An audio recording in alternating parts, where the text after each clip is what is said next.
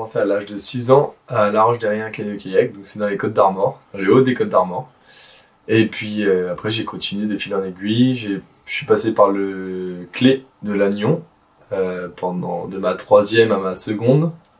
Et puis après je suis arrivé au Pôle France, là, au Pôle Espoir pardon, d'abord de Cesson-Sévigné. Et j'ai aussi été au lycée Sévigné pendant 2 ans du coup au Pôle Espoir. Et ensuite j'ai accédé au Pôle France de Cesson. Mer. Très simple. T'as une ligne de départ, une ligne d'arrivée. C'est sur 500 mètres, enfin 200 mètres, 500 mètres et 1000 mètres. T'es soit tout seul à 2 ou à 4. Et le but du jeu, c'est d'arriver en premier. Les deux.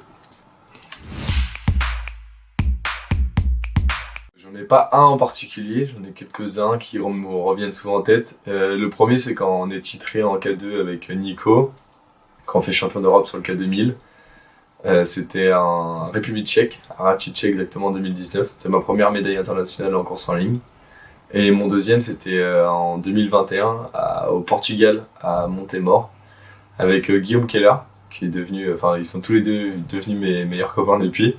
Ça, ça rapproche de faire des médailles ensemble. Et là, on a fait vice-champion du monde en K2000 mètres.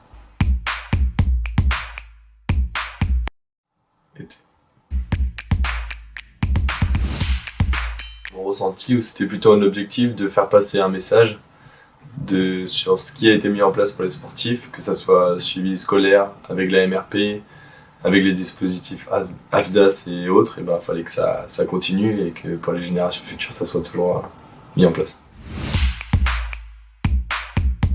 Les sélections, ça commence fin mars, dernier week-end de mars. Il faudra faire dans les 2 premiers parmi les 9 Français. Et ensuite, ça sera en avril, au mois de mai, il y aura une autre sélection sur le K1000 mètres.